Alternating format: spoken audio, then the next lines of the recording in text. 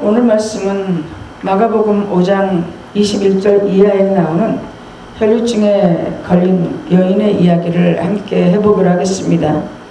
마가복음 4장 35절에는요, 예수께서 제자들과 함께 갈릴리 바다 건너편, 다시 말하면 이방 땅에 당도하는 장면이 나옵니다. 이곳은 예수님이 공생의 세 번째 유월절을 맞이하여 원래 예루살렘으로 가야 하는데 예루살렘으로 가지 않으시고 이방인 지역에 전도를 하러 가신 것입니다.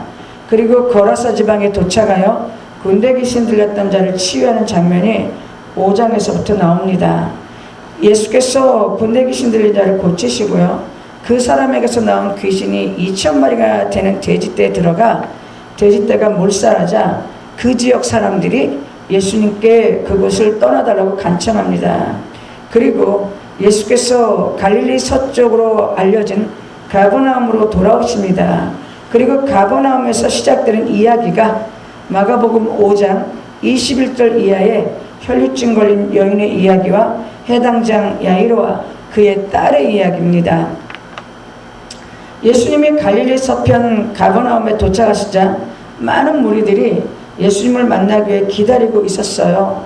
그 무리 가운데는 회당장 야이로와 12해를 혈류증에 걸려 고통당하고 있던 여인도 있었습니다. 많은 무리를 헤치고 회당장 야이로가 예수님께 나와 자신의 어린 딸이 죽게 되었으니 손을 얹으사 딸을 살려달라고 간청합니다.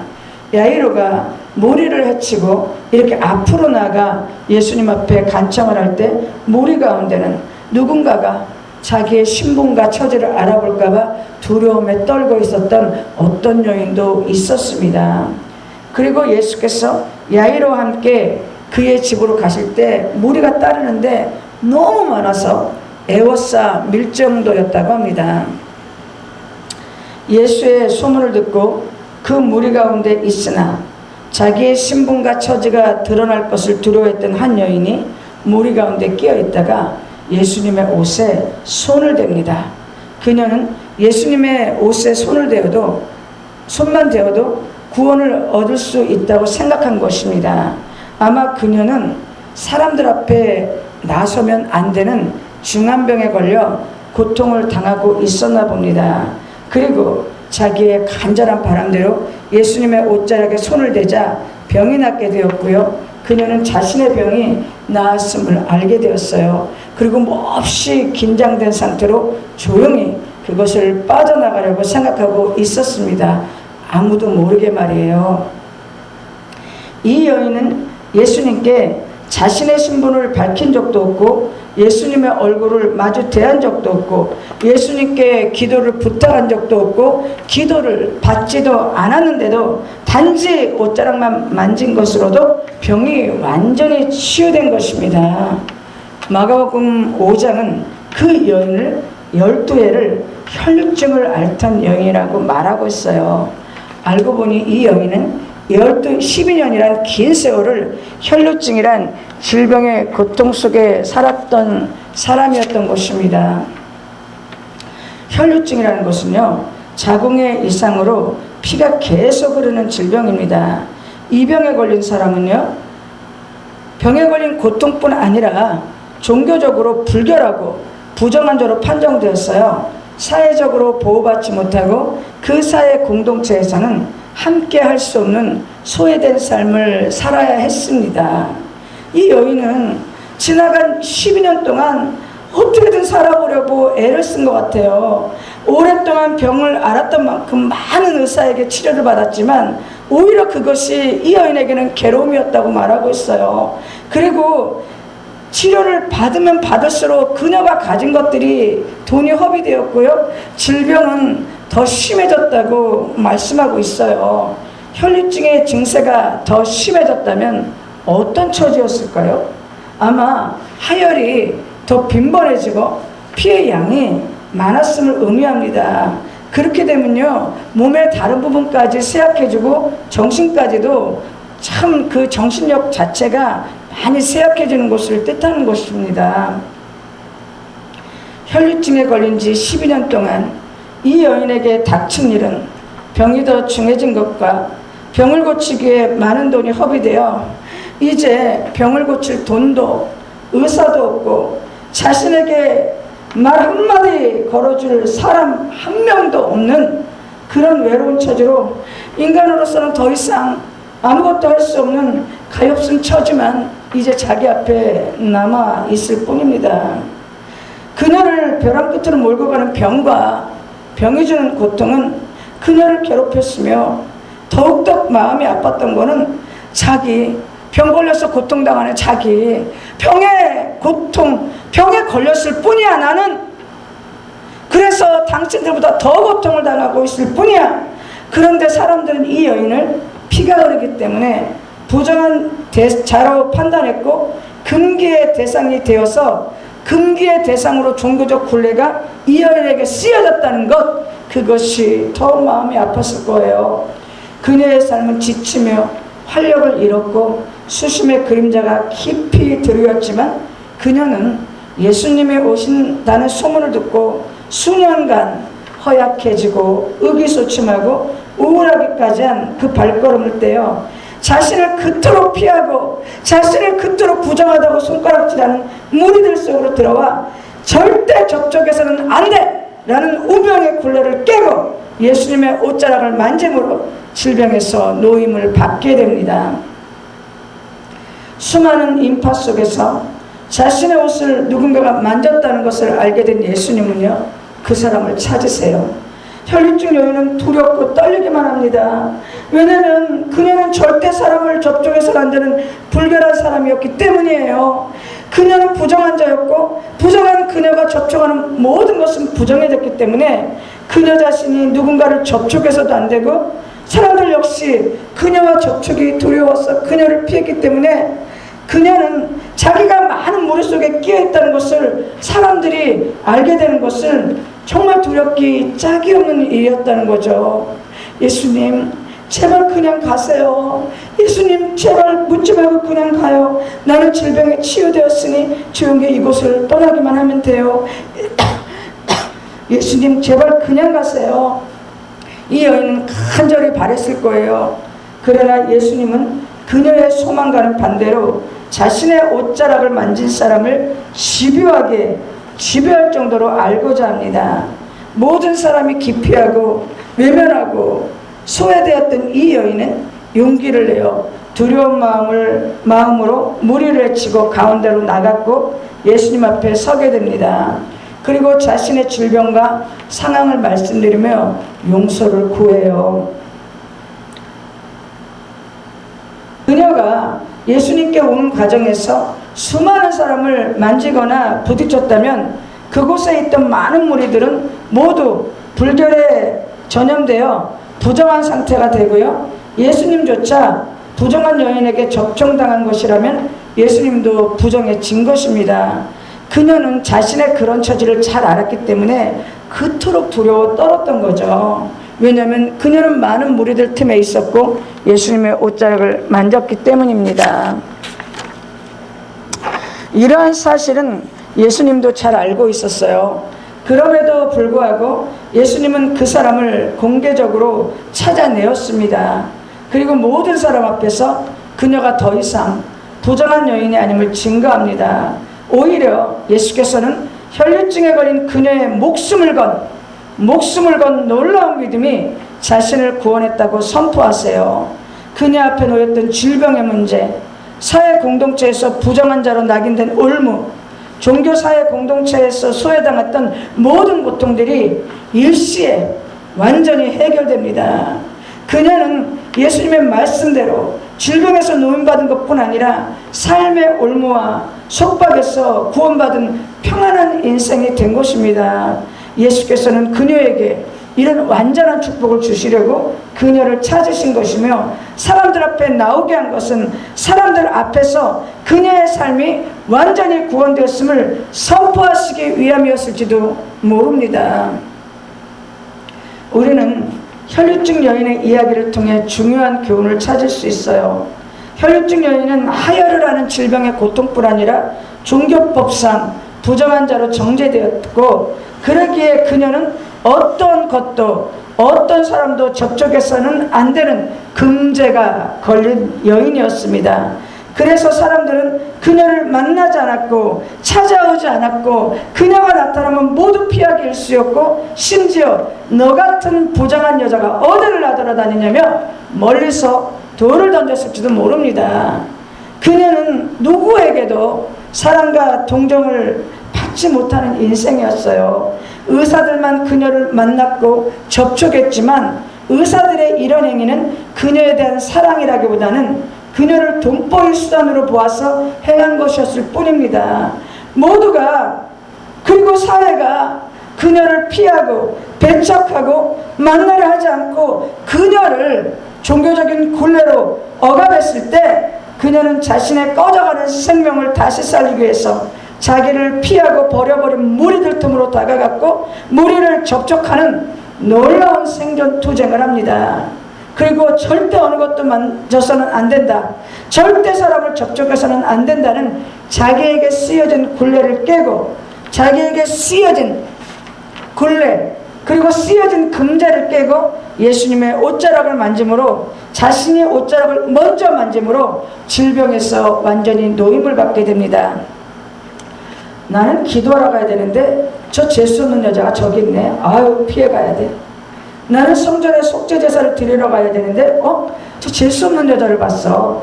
아이고 이거 제사 망칠까봐 무섭네. 아유 부정타받고 제사 망칠까봐 무서워. 나는 성전에 가서 성경을 암송해야 되는데 저 피 흘리는 여자 저 뒷모습을 보았네. 이를 어쩌나. 오늘 하루 종일 부정하겠네. 성경 암송 해야 되는 거야 말아야 되는 거야. 그 여자를 보면 하루 종일 부정 탈지도 모르니 그 여자가 가까이 온다면 차라리 돌을 던져 머리 쫓아내야 돼. 저렇게 불결한 인생은 하나님께 큰 죄를 지어서 그런 거야. 죄인들과 우리는 할 수 없어. 같이 할 수 없어. 특히 피 흘리는 여자란 피 흘리는 여자란 하나님 저에게는 절대로 저런 여자와 부딪히지 않게 하소서 라고 그 시대 사람들은 기도했을지도 모릅니다. 당시 사람들은 신앙적으로는 더 이상 열심이라고 할 수 없을 정도로 하나님께 열심을 내었고 헌신하였고 기도하고 봉사하고 제사를 드렸지만 이 가엾은 여인의 고통과 눈물에는 무심했고 자신들의 신앙의 잣대로 여인을 부정한 자로 낙인 찍어 하나님의 이름으로 한 인간을 그 사회에서 버리는 일을 스스럼 없이 하고 있습니다. 사람들이 혈루증 걸린 여인을 부정한 자로 취급하지 않고 불쌍히 여겨 그녀의 손을 잡아주고 그녀를 안아주고 그녀를 품어주고 함께 울어주고 기도했다면 그녀는 12년이라는 긴 세월을 혈루증으로 고통받지 않고 치유되었을지도 모릅니다. 만약에 그녀가 치유되지 않았다고 하더라도 이 여인은 질병의 고통 속에서도 감사했을지도 모릅니다. 종교적 행위보다 더 큰 것은 종교적 결정보다 더 큰 것은 사람에 대한 사랑이며 연민입니다. 사람에 대한 사랑과 연민 없이 하는 종교 행위가 하나님 앞에 무슨 가치가 있겠습니까? 이 여인은 질병과 소외된 부정한 자의 낙인이라는 고통이 자신을 괴롭히고 지치게 하고 많은 것을 잃게 하고 의기소침한 시간을 보내게 하고 더 이상 희망이 없는 절망의 끝으로 몰려갔어도 다시 살기 위해서 다시 살아보려고 발걸음을 띱니다. 자신을 거부하며 접촉하기를 그토록 두려워했던 무리 속으로 그들에게 이제는 자신이 다가가 접촉하며 그리고 예수님을 접촉하면 예수님도 부정해진다는 걸 알면서도 자신을 죽여왔던 종교적 굴레 접촉하면 안 돼. 그것을 깨부시고 직접 이제 다가서는 접촉을 통해 다시 사는 생명을 얻게 됩니다. 혈루증 여인의 처절한 생존 투쟁 가슴이 저밉니다. 예수님은 누군가가 자신의 옷자락을 만졌고 그곳에서 능력이 나갔음을 알았어요. 예수님이 부정해졌다는 것을 아셨다는 겁니다. 예수님은 야이로처럼 회당장의 신분을 갖고 있는 자라면 떳떳이 자기 앞에 나와 기도를 부탁했을 텐데 자기 뒤에서 아무도 모르게 사람들 가운데서 예수님의 옷자락을 만져야 했던 그 사람의 처지를 이해하고 계셨던 것입니다. 그리고 그 사람을 무리 가운데로 부릅니다. 그러자 모래 속에 있던 한 여인이 두려워 떨며 나와 예수님께 사실대로 말씀드립니다. 예수님은 많은 사람들 앞에서 이 여인의 놀라운 믿음을 축복하시고 그 믿음이 바로 그녀를 구원했음을 선포하시고 이 여인은 더 이상 병자가 아니며 사회 공동체가 소외하고 배척할 사람이 아니라 하나님께 구원받은 하나님의 백성임을 당당히 선포하셔서 그녀를 버렸던 공동체에게 그녀를 버렸던 공동체에서 그녀를 부활시키는 큰 은총을 베푸시며 동시에 종교적인 열심은 있으나 사랑이 없었던 거기에 모인 무리들을 책망하십니다. 우리는 혈류증 여인처럼 우리를 괴롭히는 문제들이 있을 때 굴복해서는 안 됩니다. 그것이 질병이든 가난이든 사람과의 관계에서 고통이든 신앙의 갈등이나 시험이든 자신이 만나는 어떠한 문제도 그리고 문제가 시간이 지날수록 해결될 기미가 없이 고통만 가중한다고 해도 혈류증 여인이 더 이상 질병을 치료할 돈도 없고 병이 더 중하게 돼서 살 소망이 끊어졌음에도 불구하고 그 쇠약한 발걸음을 돌려 예수님 앞에 나온 것처럼 우리 역시 지치고 괴롭고 힘든 내 인생의 문제 앞에 좌절하지 말고 우리도 혈류증 여인처럼 예수님을 향해 가야 합니다. 때가 되면 우리의 믿음이 우리의 간구가 예수님을 만나 치유되고 해결되는 큰 은총을 얻게 될 것입니다.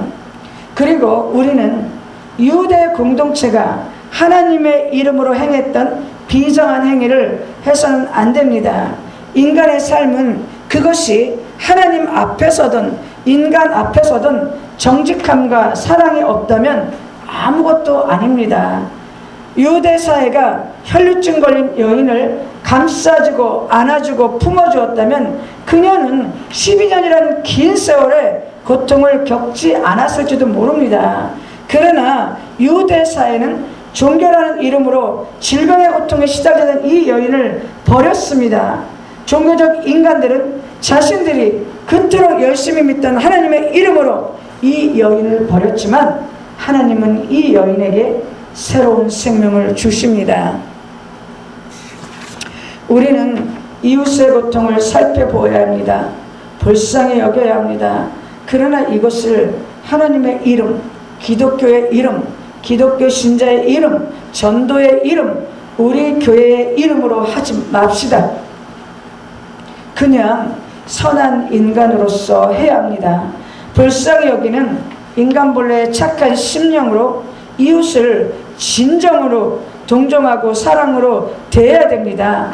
그것이 하나님의 뜻대로 행하는 것입니다. 하나님의 이름으로, 기독교의 이름으로, 전도라는 미명으로, 우리 교회의 이름으로 하는 선행이 때로는 얼마나 많은 기만과 문제를 일으키고 상처를 주는지 모릅니다. 인간이 인간다운 마음으로 서로를 불쌍히 여기고 동정하며 살아가야 합니다. 종교가 진정 참된 종교가 되려면 내 안의 종교성을 제거하지 않으면 안 된다는 것을 혈류증 여인을 통해 우리는 분명히 알아야 됩니다. 다시 한번 얘기할게요. 종교가 진정 참된 종교가 되려면 우리 안에 있는 종교성을 제거하지 않으면 안 된다는 것을 혈류증 여인을 통해 하나님은 알려주고 싶은 것입니다. 혈류증 걸린 여인을 버린 사람들 앞에서 그녀의 질병을 고쳐주시고 그녀를 완전히 구원해 주신 예수님은 오늘날에도 우리와 함께 계십니다. 그분은 우리를 신원해 주시고 우리를 부끄럽게 만든 무리들 앞에서 우리의 눈물을 씻어 주실 것입니다. 예수께서는요, 상한 갈대를 꺾지 않으시고 꺼져가는 신지를 끄지 않으시는 분이십니다. 그분이 우리의 주님이십니다. 그러므로 문제나 고통 앞에서 낙심하거나 절망하지 말고 쇠약해지고 지친 발걸음을 다시 예수님께로 향합시다. 우리를 도울 준비가 되신 예수님께 나아가는 것이 평안과 구원 그리고 치유의 비밀이자 시작이 될 것입니다. 산다는 것은 살기 위해 투쟁하는 것입니다. 혈루증 여인은 살기 위해서 투쟁을 한 거죠. 투쟁을 했기 때문에 자기에게 굴레 쓰여진 그 금제를 뚫고 예수님 앞에 나간 것이에요. 산다는 것은 살기 위해 투쟁하는 것. 우리 역시 하루하루를 살기 위해서 끊임없이 투쟁을 해야 됩니다. 혈루증 여인의 생존 투쟁을 우리는 분명히 기억하고, 한편으로는 내가 혈루증 여인이 되어, 한편으로는 내가 무리가 되어 예수님 앞에 어떻게 사는 것이 바르게 사는 것인지 늘 생각하며 살아야겠습니다. 이것이 오늘 혈루증 여인의 이야기를 통해 드리고자 했던 말씀입니다. 여기까지 말씀을 마치겠습니다.